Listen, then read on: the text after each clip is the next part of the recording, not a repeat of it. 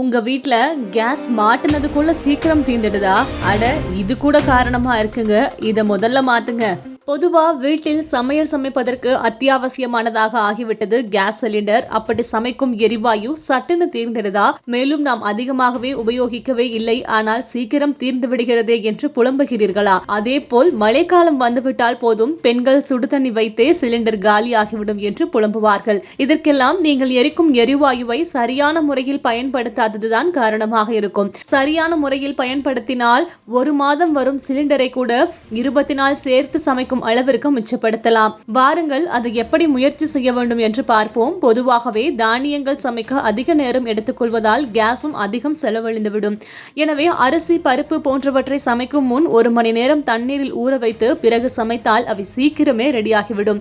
இதனால் மழைக்காலத்தில் கேஸும் மிச்சமாகும். கேஸ் சிலிண்டர் விரைவில் தீர்ந்து போகாமல் அதை நீண்ட நாள் சேமிக்க முதலில் கேஸ் பர்னர் சுத்தமாக வையுங்கள். குறிப்பாக கேஸ் பர்னரை 3 மாதங்களுக்கு ஒரு முறையாவது கண்டிப்பாக சர்வீஸ் செய்ய வேண்டும்.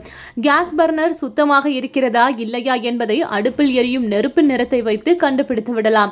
அதாவது கேஸ் அடுப்பில் எரியும் நெருப்பின் நிறம் மஞ்சள், ஆரஞ்சு, சிவப்பு ஆகிய நிறத்தில் வந்தால் உங்களது பர்னர் சிக்கலில் இருக்கிறது என்று அர்த்தம். எனவே பர்னரை உடனே சர்வீஸ் செய்யுங்கள். இதன் மூலம் மழைக்காலத்தில் கேஸ் வீணாவதை தவிர்க்க முடியும். மழைக்காலத்தில் கேஸ் நீண்ட நாட்கள் சேமிக்க சமைக்கும் போது திறந்த அல்லது மூடி இல்லாத பாத்திரத்தை பயன்படுத்துவதற்கு பதிலாக குக்கரை பயன்படுத்துங்கள். இதனால் அரிசி, பருப்பு, காய்கறிகள் போன்றவற்றை சீக்கிரமே வேகும். கேஸும் அதிகம் வீணாகாது. சமையலும் சீக்கிரமே முடிந்துவிடும். பொதுவாகவே நாம் சமைக்கும் பாத்திரம் அடுப்பில் வைக்கும் முன் ஈரமாகவே இருக்கக்கூடாது. ஆனால் பெரும்பாலான இல்லத்தரசிகள் பாத்திரத்தை கழுவியதுமே அந்த ஈரத்துடனே பாத்திரத்தை அடுப்பில் வைத்து விடுவார்கள். பாத்திரத்தை இப்படி ஈரத்துடன் அடுப்பில் வைத்து பயன்படுத்தினால் கேஸ் சீக்கிரமே தீர்ந்து போக வாய்ப்பு அதிகம் உள்ளது. காரணம், ஈரமான பாத்திரம் உடனே சூடாகாது. எனவே பாத்திரத்தை ஒரு துணியால் நன்கு துடைத்து பிறகு அடுப்பில் வைத்து பயன்படுத்துங்கள். இதனால் நீங்கள் மழைக்காலத்தில் கேஸ் சிலிண்டரை நீண்ட நாள் பயன்படுத்தலாம். பலரும் ஃப்ரிட்ஜில் இருந்து எடுத்து வந்த பொருளை உடனே சமைக்க பயன்படுத்துவார்கள். ஆனால் இது தவறு. இப்படி செய்வதன் மூலம் கேஸ் அதிகம் வீணாகும். எனவே எந்த ஒரு பொருளையும் ஃப்ரிட்ஜில் இருந்து எடுத்து வந்த உடனே அதை சுமார் 1 மணி நேரம் அறையின் வெப்பநிலையில் வைத்துவிட்டு பிறகு சமைக்கவும். அதுபோலவே சிலர் கேஸ் அடுப்பை குறைவான தீயில் வைத்து எல்லாவற்றையும் சமைப்பார்கள். ஆனால் மழைக்காலத்தில் இப்படி சமைப்பது நல்லதல்ல.